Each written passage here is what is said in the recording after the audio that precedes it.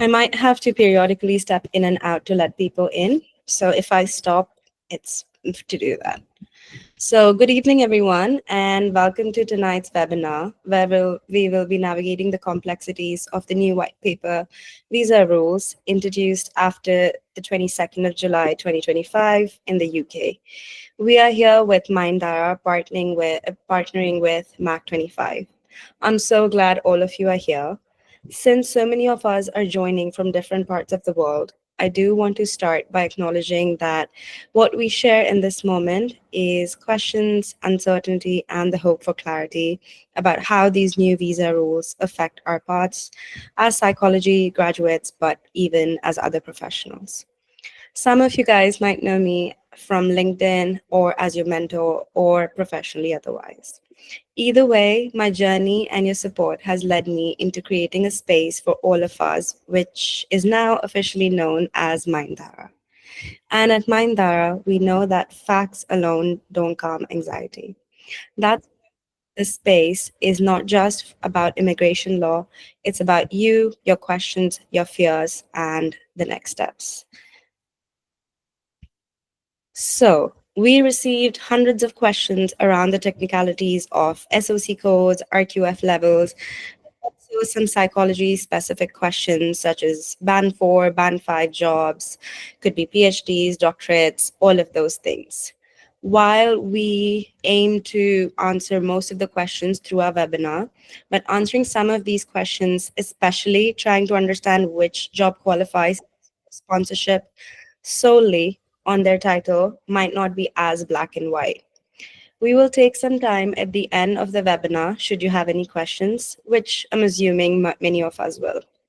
While we're happy to address your queries here, some of the questions might be more technical than the others, and this space or time might not be the most suitable one for all those questions.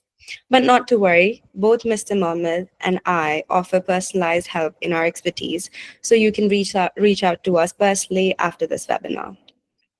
Which brings us to the most important part of tonight's conversation. To help us cut through the noise and understand exactly what these changes mean, we are joined by someone who's been at the forefront of UK immigration law and consulting. Welcoming Mr. Mohammed Amil Kolsawala, affectionately also known as Mr. Consultant. As the founder and managing director of Mac 25 London Limited, Mr. Mohammed is an IAA registered immigration lawyer specializing in corporate immigration, compliance, and business transformation. He has supported over 250 sponsors, guiding countless international students and their families, and built a reputation for strategic insight and genuine care.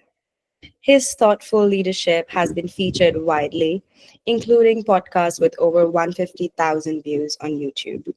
It is honestly a very big privilege to have him with us tonight. Please join me in welcoming Mr. Mohammed to our webinar. Thank you so much, Shrija. I think too many syllables for me. But I thank you so much, and I think this is for everyone to know that I was camera. I was talking to Shrija the other day, and I said the kind of noble work she is doing through Mindhara. I think that's fantastic. And obviously, before we came into contact, I got to know about her. All the good comments I got to know about her. So I think I'm very honored that Shrija reached out to me and gave me this opportunity. So thank you so much, Shrija. I hope I could give some back to the audience, and I you hope that definitely. it could be useful to them at the Yeah, end. over to you. So you can, obviously you can go ahead. You can ask me questions. Mhm. What about the legal framework and stuff. So So I think the biggest question that was coming up was what are RQF levels? How are they different from the degree versus the job? Mhm. So I think it is very important to understand, not getting completely into the jargon of this RQF, this and that. It is important to understand that since the time this immigration rules have been coming to existence, I think from Brexit itself, I was saying Mm-hmm. that when Brexit actually happened finally in December 2020, the Home Office thought that after getting a divorce from the EU, there would be a lot Yeah. of job roles where we would be having a lot of shortcomings, specifically in areas such as healthcare and social work. So the Home Office decided that all the roles which are from RQF level 3 to 5, which are medium skill roles, which have been known as now, I do not consider them as medium skill, to be honest. But still, as the Home Office consider them as medium skill, those roles are for the people who are maybe school leavers or maybe have got education around A levels or equivalent. When we talk about RQF level 6, RQF level 6 is equivalent to a graduate roles. So here the Home Office is not expecting any individual to have that kind of qualification, but they need to have that kind of experience when we are talking about RQF level 3 to 5 or now RQF level 6. Understandable. So it brings us to the question. So, for example, they say band 4 is RQF level 5. Yeah. So, does that mean that even if you have a master's, it doesn't mean that the job itself qualifies for the RQF 6? Exactly. So every individual will have their own kind of scenario. So for example, if anybody was already on a skilled worker route, or maybe the COS was assigned before 22nd of July 2025, they can definitely be eligible maybe to extend the switch the visas and apply for settlement. But if let's say somebody is on band 3 and band 4, I was recently speaking to one of the care home client of ours. Mhm. So they used to have a lot of people from band 3 and band 4, but fortunately under the transitional provisional they can go ahead and they can, extend and apply for the visa application. But new applications, they're completely restricted because of the skill levels the home office has defined. So, am I correct to understand that if you are somebody who was on the visa on band 3 or band 4, you Mm. can renewed, but just not a complete new visa? Exactly. That's 100% right. Yeah. Oh, that helps because we did have some questions where people said their visa, they are currently on sponsorship, but they were worried that they couldn't renew it and they were on their pathway to ILR, Yeah. which also kind of brings me to the next question. Mhm. If a person has been on their work visa, tier 2 Mhm. visa for 3 years, and let's say the number of years for ILR was 5 before. Does that mean it still applies to them? What are the changes in rules in regards to the ILR? So I think we need to have another seminar after 8th of September where Mhm. things would be pretty much clear in this regard, because things would be debated in the parliament on 8th of September in regards to ILR, because a lot of people have signed the petition. I think couple of days back I saw it was around 155,000 petition was signed. So there's a reason it would be debated in the parliament on 8th of September, and we'll get to know really very soon, somewhere in October, that what are the new rules for ILR. Because every visa category, Shrija, has their own kind of do's and don'ts, innovator, founder, and skilled worker visa. So it's good to see that what's going to happen. Okay, so that's one of the things everybody was worried. So it's not been currently passed on yet. No. The rule. Okay, that's fine. And the next question was about salary thresholds and how they work. So salary threshold has got a lot of different kinds of requirement, because I was just having a training program with a company in the morning. And let's say, just to give you an example, if somebody applies for a skilled worker visa, like completely new, with no background to the UK, maybe they are on a graduate route or maybe they are on a student visa as of now, and they have got an opportunity to obviously get a sponsorship in a company, then a minimum threshold for them would be 41,700 pounds. So Okay. that would be for them. If they are currently on a graduate route or a skilled worker visa, then they do qualify for a new entrant category. So one thing what we need to understand, the minimum threshold obviously for new entrant is 33,400, and for new applicants it's 41,700. But the home office always considers the going rate of the job role and whatever is the flow rate.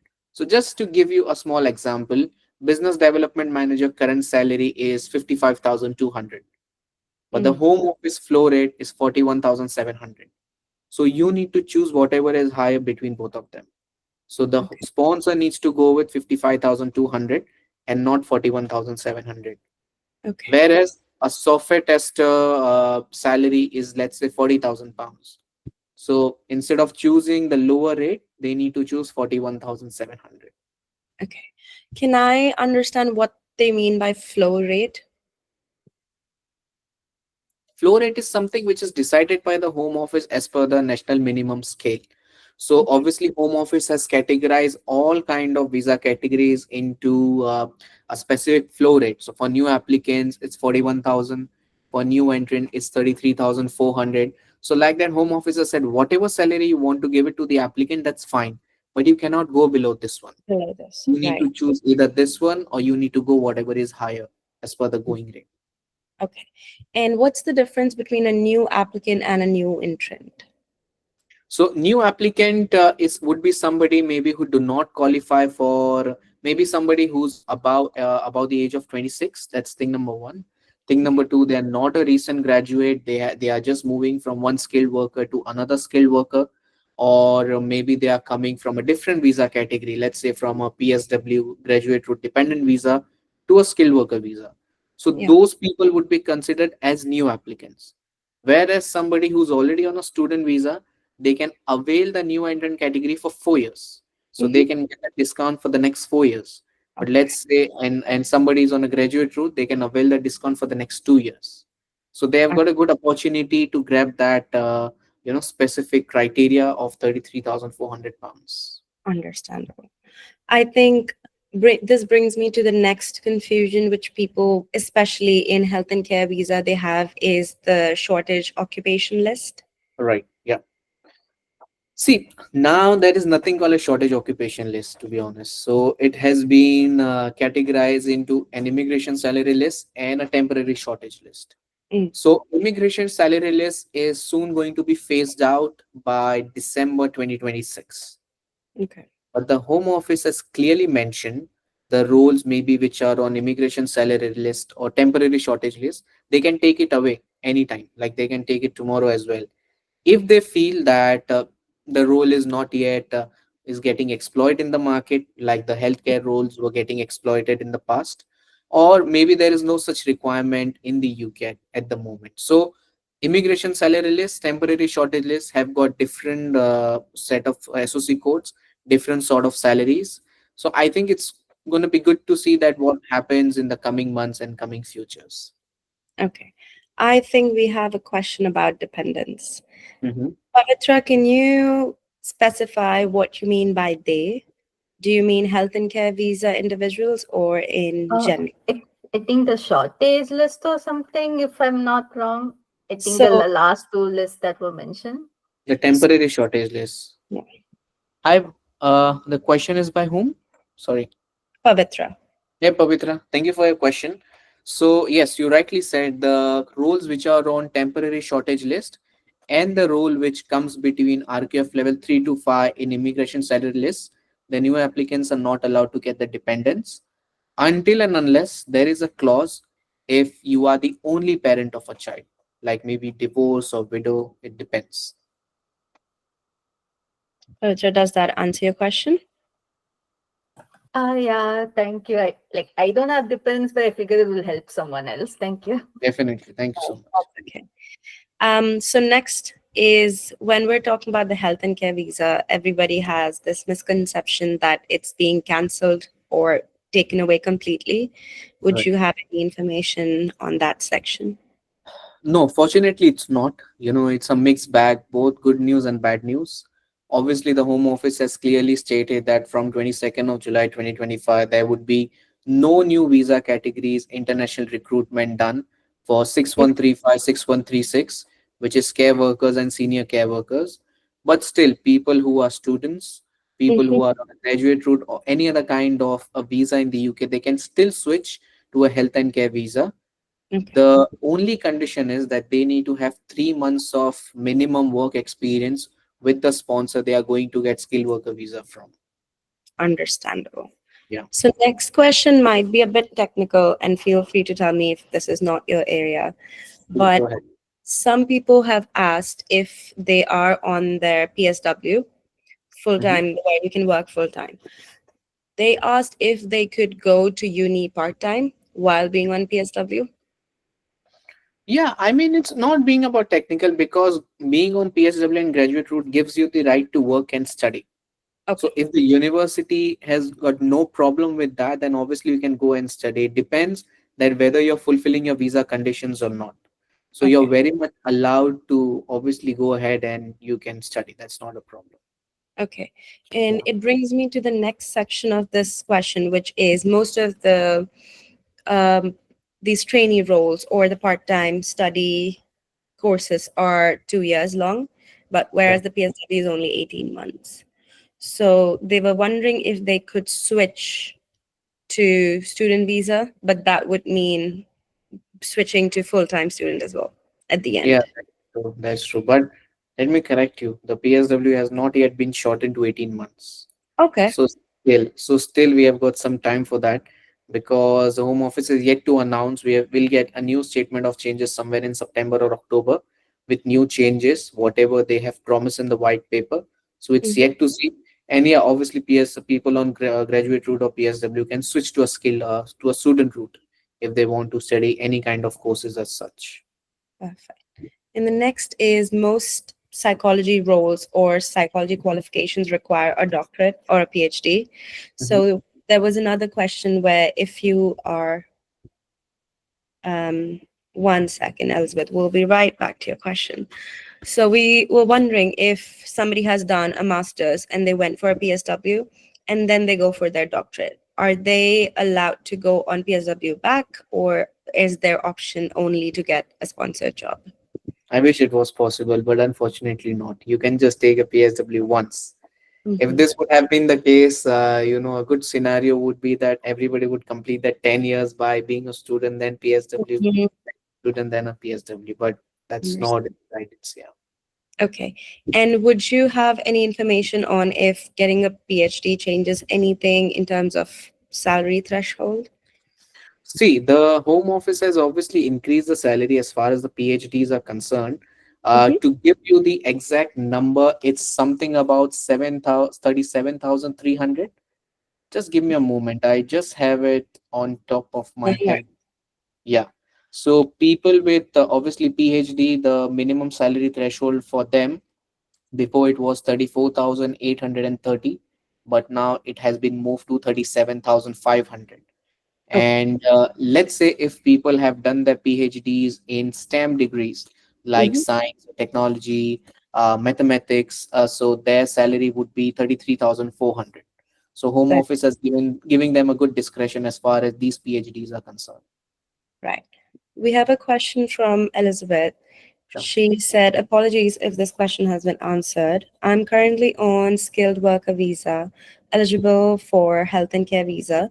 If I want to change my job, do I need to meet the new salary requirement? New job might not meet health and care visa requirement though. Hi, Elizabeth. Thank you for your message. See, I understand that you're currently on a healthcare visa, but it all depends on the fact that what kind of job you're changing to, what kind of industry it is, because largely it depends upon the SOC code you're going into and what is the current salary threshold. So I think once we get that clarity on that side, then I'll be able to answer you in a better way. Okay, that's great. Elizabeth, does that answer your question? Yes.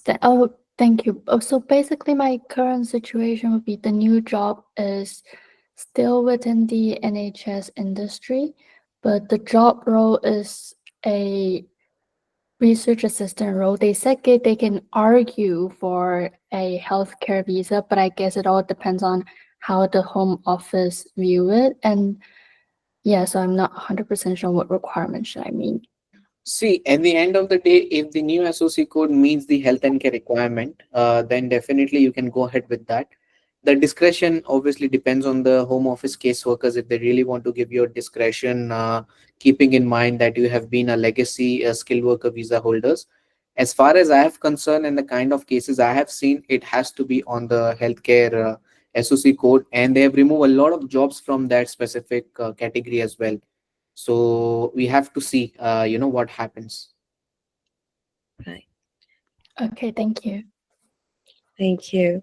So this brings me to a bit of a wider question, which is all of us are wondering from, especially the psychology department or the field, that why are these rules significant for care providers and the broader health system?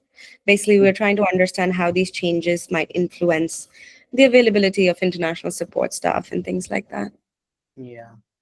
Actually, if you see the recent statistics, Srija, 14% of the social care and healthcare companies were reliant on overseas recruitment. Mm-hmm. By overseas recruitment is not just a defined service where we are getting people from outside of the UK. It includes people who are there in the UK who's not British or not settled. So 14% still is a very big number where there is a big reliant on people like them. That's thing number one. Thing number two, there has been a huge exploitation. You, me, we have been in the market for a long time. We have seen the industry, how the care workers and other professionals, let's not take names or anything, but we have seen how people have exploited the market in a really, really bad way. So Definitely. someday or sometime that bubble had to burst, which has already done. Because if you see the number of application which was made from 2020 2024, it was huge. I mean, we Mm. cannot calculate that. I might share in some of my LinkedIn posts in coming days the exact numbers because the numbers are out. But because of the net migration which has been increased, which is the majority of the SOC codes were from the healthcare itself. So the Yes. Home Office wanted to obviously make sure, along with the new Labour government which was elected last year, so the net migration has been reduced drastically. Number one, that was the reason. Number two, it is important to understand as well the exploitation what has been done. And number three, and the most important thing, which our Prime Minister has also mentioned in few of his videos as well, that they want to focus more on the domestic case care workers. They want to focus on domestic people where the employment is generated within the UK rather than being reliant on overseas national and overseas recruitment, regardless of the visa category. So I think these are the three big reasons what I have practically identified myself, and by various sources as well. That is completely true because earlier, when people were applying for assistant psychologist posts, which is Yeah. the biggest highlight of Yeah. psychology in the Yeah. UK, there were a lot of sponsorships. But lately, I've been seeing emails from clinical psychologists which say that they are recruiting from their local area. Right. Um, the reason being that there are a lot of British individuals that grew up in remote places of the UK, and they Right. had these complaints that we don't have psychological support or jobs in our area. So that might be one of the reason. So yeah, you're completely right to think so, or say so. So the next couple of questions I have are a little bit about on the cautious side. Mhm. So somebody asked, can I ask my employer to bump my role to band 5 or say make it into RQF level 6? See, at the end of the day, you have to make sure that we meet the genuineness criteria as well. Because being an immigration lawyer and being a part of this legal industry, I have always been a supporter of that. People should be very open and transparent with the Home Office while doing the application.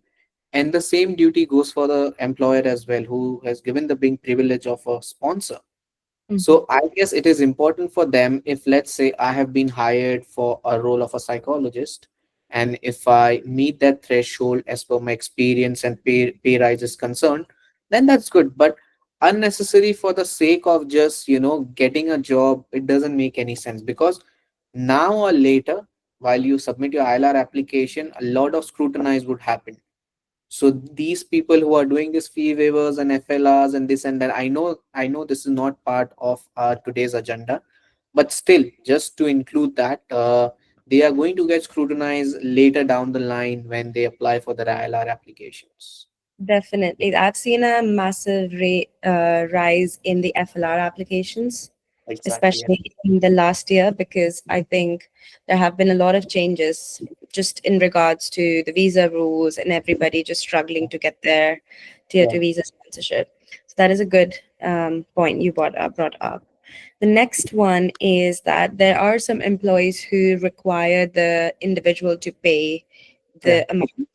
Is that something which is legal, and what should people look out for? So, as per the new rules from April 2025, the Home Office has become very much active in terms of the cost which is bear by the company and the cost which is bear by the employee themselves. So, here what we need to remember, costs such as certificate of sponsorship, immigration skills charge, sponsorship license, these three important costs only need to be backed by the company. Mm, If the home office gets to know that you have used your employee to, or you have passed on that cost to your employee, obviously you won't be able to get a license. Even if you have a license, it would get revoked, because understand. the home office, it's not very difficult for home office to identify from the bank account details and stuff like that. Yeah, when it comes to skilled worker visa application, when it comes to immigration, health surcharge, or visa application fees, then obviously it depends on the company whether they want to bear the cost or whether they want to pass it to the employee. Understandable. There has been another situation where employers are bumping the salary on the paper, but Yeah. they're asked to pay the employees back every month, the difference. I'm pretty sure that's not legal or the correct way to go about it. 100% not, because what you need to understand, it's very straightforward. Whatever salary you're putting it on the COS, it contains, to get a skilled worker visa, firstly you need 70 points. Okay, let me be a bit technical here. So Mm-hmm. out of 70 points, there are few points for the salary as well. So if you're putting down any salary on the COS, the employee is liable to get that money in his or her account. You cannot just make any adjustments or whatever happens behind the scene. It is not just acceptable.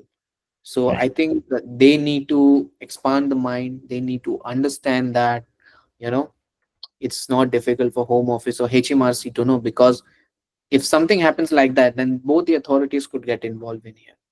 Understand. Which brings us to the final and I think the most anticipated question. What should people really look for when they're looking at jobs? And what are the jobs that are the ones that are most sponsorable, if that makes sense? Yeah, Or it what's does. to know that a job role is sponsored? I think that's a very interesting question. When I came to this country, I think 10 years back, any role would have been sponsorable. You know, I used to come from a management background. So that time also it was very difficult to get a job. But here at the end of the day, today, what I'm seeing in 2025, to talk about the current rules, IT is something where people are actually getting hired on a good salary. Mm, If you see the legacy tables of the SOC codes and the salary, and if you see the new tables now, I've been looking at this tables for the last 5 years, and IT is very consistent. None of the IT roles have been taken out, mm, though they have been increased. So what we need to keep into mind, if you're from the IT industry, then I think you are into that good range of pipeline of getting sponsored. But as far as management roles are concerned, as far as any roles which are medium skill in RKF level 3 to 5, I don't even think people should firstly come to the UK to study those kind of roles. Obviously healthcare plays a huge role in terms of the recruitment market, like psychologists and nurses and social care workers. All those people contributes a lot to the UK economy. So I think those kind of role have got a huge shortage, as well as far as the NHS are concerned, because they actually need doctors and care workers, and the day is not far where they would be a lot of pressurized, where they do not have access to international recruitment, and things would go down. But as far as my understanding and knowledge is concerned, I think IT roles are the best to get sponsored at the moment. so, okay, health and care is not something that looks bright for now. It doesn't. No, it's fading away. I would say it's fading away. Yes. Unfortunately. So the other question is there are some scarce roles that are still being sponsored here and there. So is the only way to know if by emailing or contacting the company itself? Sorry, I didn't got your question. So basically, there are some roles, such as Band 5 assistant psychologist roles, which are still up for sponsorship, but not every trust does that. Not every trust and every job has different um, salary, all of those things. To Right. be 100% sure, are the only good ways to know if that job is up for sponsorship to email the company? I Is think that before emailing the company, the number one thing any employee should do is to go on the Home Office official website in SOC code and see that what actual roles are available. mm, Because if you look at table one, those are the roles what people need to be looking. for any kind of role, they need to get sponsored. So if you see, for example, if you see a psychologist role or maybe a nurse role or anything, you need to see first whether it's eligible or not. Mm, After that, you need to look at your condition, whether you fulfill that requirement. And then thirdly, you need to contact the sponsor and ask them if there is any availability or they are up for sponsorship or not. Because understand. you need to go through a process in order to get sponsored. It's not that straightforward and easy. It's not. So Yeah. even previously, the role or the title assistant psychologist was never in the table. I Yeah. think it used to get sponsored through other psychological professionals or things like that. Yeah. So would you say that people who hear otherwise can do for help and advice if they require in the future? Yeah, definitely. They can obviously email me. You can put down my details. That's not a problem. They can email me. They can book a consultation with me. They can add me on LinkedIn, because I give a lot of free advices over there. I do a lot of webinars. I get an opportunity to work with obviously people like Shrija. So I think there's a lot to do. You can obviously contact me and be in touch with me if you have any issues or inquiries regarding these matters. That's great. I have now sent Mr. Mohammed's LinkedIn in the messages. So you guys are free to go follow him, find out more details about him there. And I think since we've got 15 minutes before Mr. Mohammed has to leave, we will take up some questions. And if you've come a bit late and you think you have some questions, more than happy to answer your questions.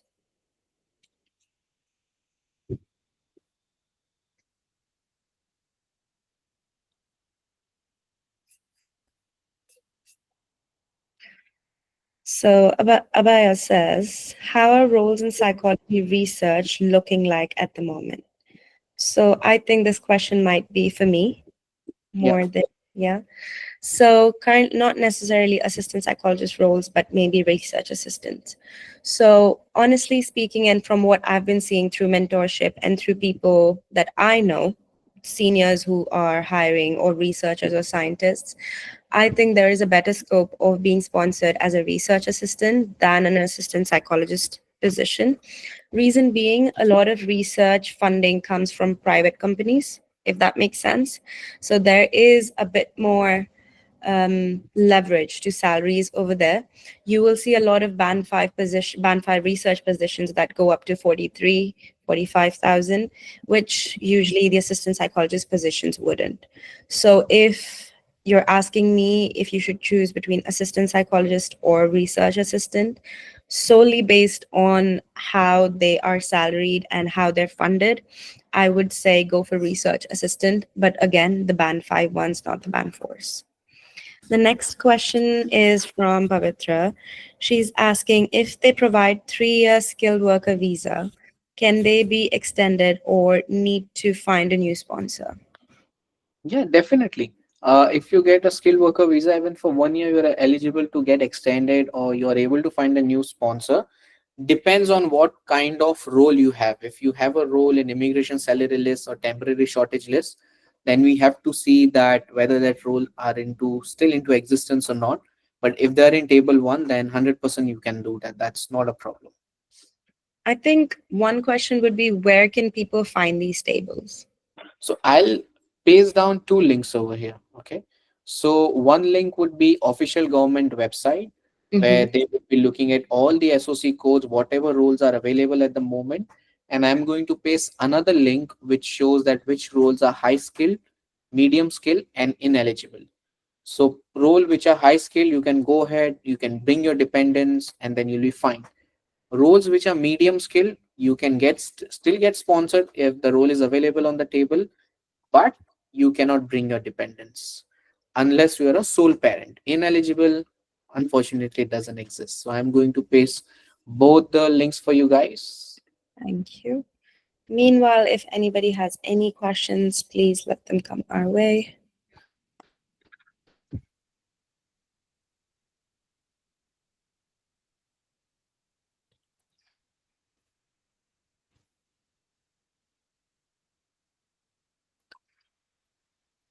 So this link has got all the roles and everything whenever it comes to new visa categories and new tables. Perfect. Thank you.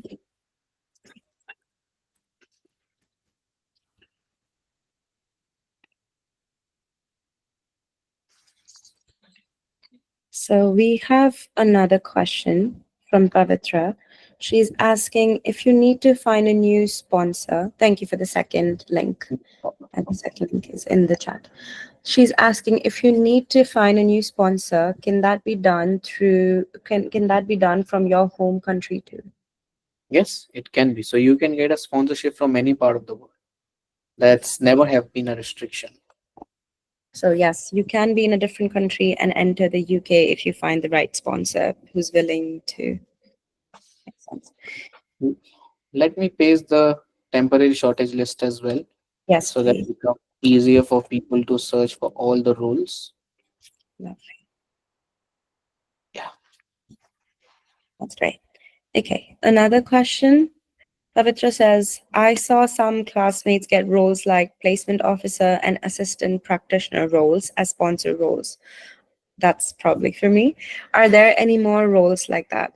So there are definitely roles like these which are still available. It's not the roles that have been taken away. The roles which exist, clinical or otherwise, they still exist. They're very much up for grabs. But these roles have mostly never been up for sponsorship. Reason being, these are not the roles that are under the SOC list, which the links have just been posted by Mr. Mohammed. So it's probably difficult for the employees to kind of justify how they want to sponsor international people, if that makes sense, Mr. Mohammed.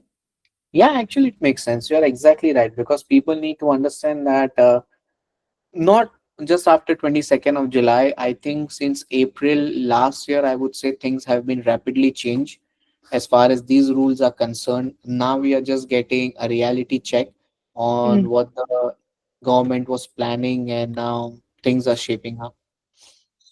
Lovely. And I think lastly, it would be a question if somebody is looking to start their own business. Are there any major changes that have been happening? A very interesting question, because we do a lot of self sponsorship, as you already know, Shrija.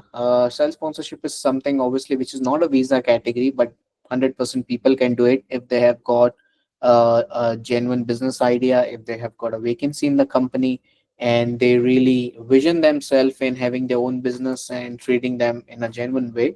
So you can do it. That's not a problem. But the only new law that have been come is from April 2025, where how much ever amount you are going to invest in your business, that investment amount is going to be added on your salary. So let me give you a very easy example. Let's say if you start a restaurant of your own and you invest about 50,000 pounds. Oh, if you Yeah, 50,000 pounds in the business, and when you issue yourself a 2 years of COS, so that 50,000 pounds will be taken an average for number of COS years you have taken, which is two, and that 25,000 pounds would be added to your salary. So if your salary was, let's say, 40,000 pounds and the investment is 25, then that 40 and 25 will be get added, and 65,000 would be on your salary. So understood. think a lot of time before making any investment, because it would be later added in your salary as well. Makes sense. And how does it impact the dependence part? So the dependence is always tied up with the main applicant. So Okay. whatever job role the applicant is taken, the dependents are always gonna follow the same rules. If they Okay. go ahead with RQF level 6 high skill roles, then obviously the dependents would be allowed. So it is important to choose a specific industry and choose a specific role, which is not just convenient for you, but for your dependents as well. Perfect. So we've got a couple more questions. The first one looks like it's for me. What other countries can we migrate to after finishing a master's in psychology in the UK? So this is a question for a whole another webinar. And I think it would be better to speak on a one-to-one basis because I would need to know a lot more from you and what you're looking at. But to give you an overview or a general answer which countries are mostly friendly with the UK education system. Currently, it would be UAE or Singapore or maybe Canada, but they've got their own legal system that we need to navigate. So this might be a good question to come to me personally. The next question is from Megan. For someone who's graduating from their master's in psychology and is applying for their graduate visa in October 2025, would it be for 2 years? I think we already spoke about it. Yeah, but I think just to add something to what just Megan said, it is important for everyone to know maybe who's on a student visa over here, or maybe they can transfer this information to somebody else. If you are already on a graduate or student visa and you have completed your course and you are eligible to switch to a graduate route, do as soon as possible, because even tomorrow the new rule could come for 18 months and you're going to lose your 6 months in graduate route, which is a huge amount. Those last 6 months of your graduate route is like a make or break of your life. So if you feel that you still have 4 months, you've graduated, you'll do that in December or November, you might lose out on 6 months. So if you're on a student route, definitely go ahead for a graduate route as soon as possible. Thank you. And we can take this as a last question. Pavitra says Ireland. So I think she means, can she migrate to Ireland? And if you know anything about the visa rules about that. I need to have a new team for Ireland, Pavitra. Definitely will. Unfortunately, I'm not aware about the island routes. Yeah. So sorry, we don't have an answer for Ireland. Any other last questions?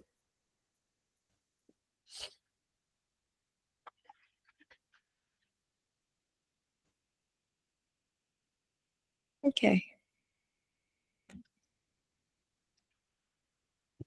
that might be it then.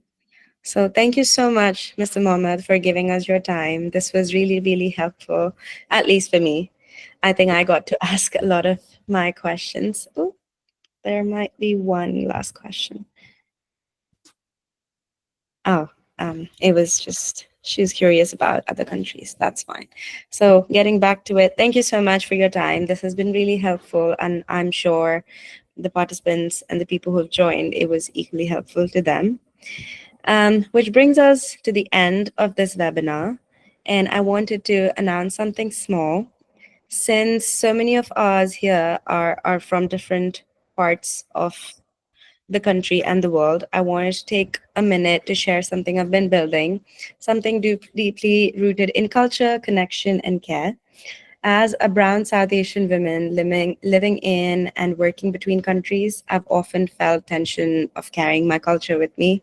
On one hand, it has given me immense strength and belonging. But on the other hand, I've seen how many of our voices and experience have been silenced, especially in healthcare. And these have been overlooked for decades or actually centuries, especially while we're far away from home. So that's what led me to create MindDhara. It's more than just a psychology clinic or a psychology program. It's coming here as an ecosystem, a place where guidance, healing, and innovation comes together, but always through the lens of culture. It's for students, early career professionals, clients. It is for researchers, anybody who acknowledges that a unique journey is vital for their growth. So, in short, it's a space that says you don't have to choose between your culture and your care. MindDhara is launching on the 18th of September, and I'd love for all of you to be a part of it as learners, as collaborators, or just as a community that grows stronger together.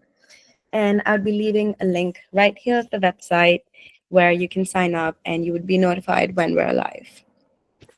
Thank you so much for the time and patience today. Thank you so much, everyone. Thank you so much, Shrija, for being so kind. Thank you so much, everyone, for attending this on evening. God bless you all, and hopefully all the best for your journeys. And we'll meet you all soon. Thank you so much. Thank you so much. Thank you. And the recording would be available on MindDhara's YouTube. Thank you. Bye.